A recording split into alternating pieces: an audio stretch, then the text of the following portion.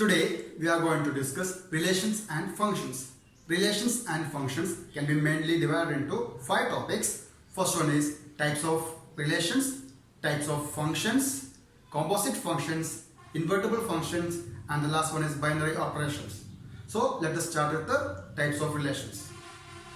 First one is void or empty relations. A relation R in a set A is called void or empty relation if no element of A is related to any element of A. That is, R is equal to 5. Next one is universal relation. A relation R is said to be universal relation if each element of A is related to every element of A. Let us see an example. Let A be the set of all students in a boys' school and R be the relation. Is defined as R is equal to AB such that A is a sister of B. Obviously, we can say that it is an empty relation.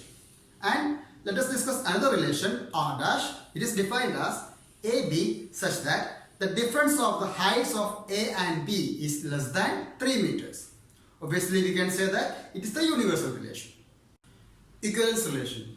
A relation R in a set A is called equivalence relation if it is satisfying 3 conditions. First one, the relation is reflexive, and the relation is symmetric and transitive. So reflexive means if AA is an element of R for every A element of A.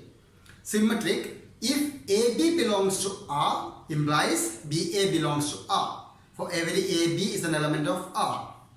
Transitive, if AB belongs to R and BC belongs to R implies that AC belongs to R. For every A, B, C is an element of R. If the relation R is satisfying these 3 conditions, that is reflexive, symmetric and transitive, then the relation is said to be equivalence relation. Let us see an example. Let T be the set of all triangles in a plane with R be the relation. Is given by R is equal to T1, T2 such that T1 is congruent to T2. We have to prove that this relation is an equivalence relation. To prove this is an equivalence relation, we have to show that this relation is reflexive, symmetric and transitive. Obviously, we can say that the relation is reflexive because every triangle is congruent to itself. So, the relation R is reflexive. We have to prove that this is a symmetric relation. Let us consider 2 triangles, that is T1 and T2. If these 2 triangles are congruent, we can obviously say that T2 is congruent to T1. That is, T2, T1 is an element of R. We can simplify that if T1, T2 is an element of R implies that T2, T1 is an element of R. So the relation R is symmetric. Next, we have to prove that this is a transitive relation. So let us consider 3 triangles T1, T2, T3. If T1 is congruent to T2 and T2 is congruent to T3, obviously we can say that T1 is congruent to T3. That is, if T1, T2 is an element of R and T2, T3 is an element of R, which implies that T1, T3 is an element of R. So the relation R is reflexive, symmetric and transitive. So the relation R is an equivalence relation. Let us discuss another problem. Let L be the set of all lines in a plane and R be the relation in L defined as R is equal to L1, L2 such that L1 is perpendicular to L2. We have to show that this relation is symmetric but neither reflexive nor transitive. So let us discuss the reflexivity. Let us consider the line L. Obviously we can say that no line is perpendicular to itself, which means that L1 is not an element of R. That is, R is not reflexive. Next, we have to prove that the relation R is symmetric. For that, let us consider the line L1 and another line L2. So, L1, L2 is an element of R, which means that L1 is perpendicular to L2. When we rotate this, we also get L2 is perpendicular to L1, which means that L2, L1 is an element of R. So L1, L2 is an element of R, which implies that L2, L1 is an element of R. So the relation R is symmetric. Next, we have to show that the relation R is not transitive. For that, we are considering three lines L1, L2 and L3. If L1, L2 is an element of R, which means that L1 is perpendicular to L2, and we can draw another line L3. So L1 is perpendicular to L2 and L2 is perpendicular to L3, which means that L2, L3 is an element of R. So let us consider these two lines, that is L1 and L3. So L1 is parallel to L3, not it is perpendicular. So L1, L3 is not an element of R, which means that R is not transitive. Let us discuss another problem. Show that the relation R in the set Z of integers given by R is equal to AB such that 2 divides A minus B is an equivalence relation. So we have to prove that the relation R is an equivalence relation. To prove this is an equivalence relation, we have to show that the relation R is reflexive, symmetric and transitive. We have to prove that R is reflexive. For that, A is the element of Z. So A minus A is an element of R. So A minus A is 0. So 2 divides A minus A. It implies that AA is an element of R for every A element of Z. So the relation R is reflexive. Next, we need to show that the relation R is symmetric. For that, we are taking two elements AB belongs to Z. If AB belongs to R, which means that 2 divides A minus B.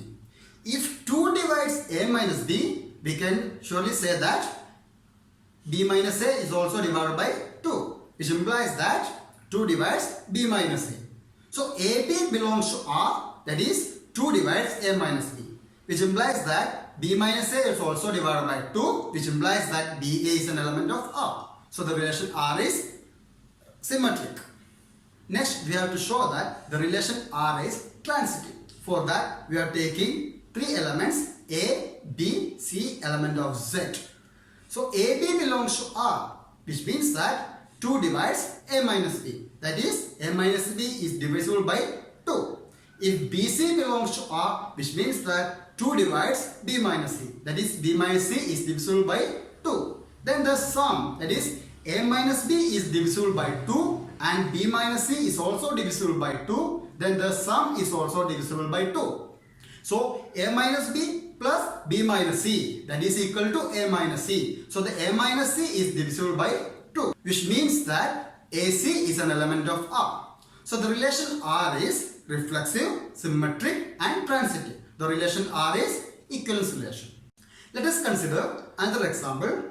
Show that the relation R in R is defined as R is equal to AB such that A less than or equal to B. Is reflexive and transitive, but it is not symmetric. We have to prove that R is reflexive.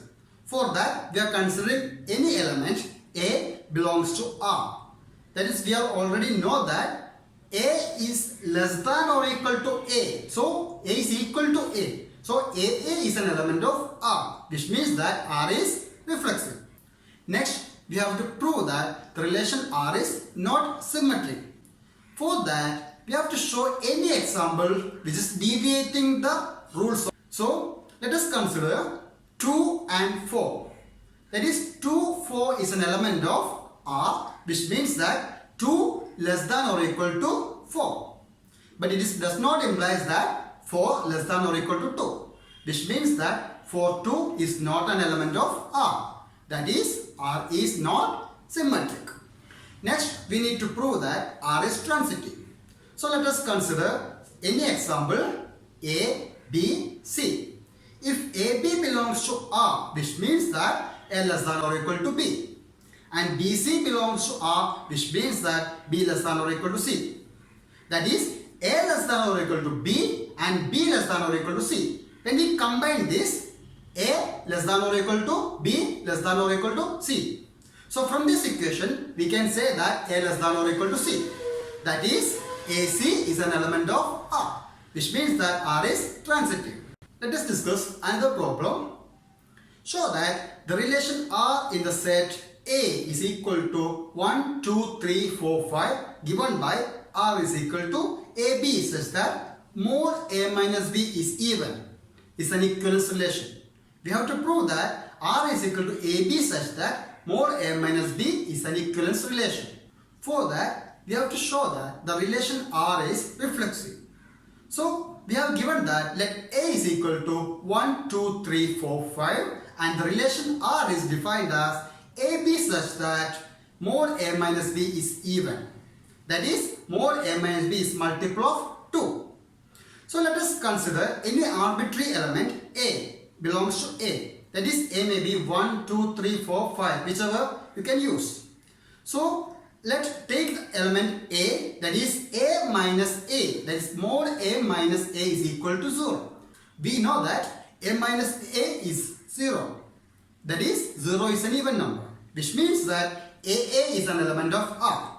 That is, R is a reflexive relation. Next, we need to show that the relation R is symmetric. For that, we are taking any two arbitrary elements A, B is element of A such that AB belongs to R implies that mod A minus B is an even number. That is, mod A minus B is an even number, which means that mod minus of A minus B is also even.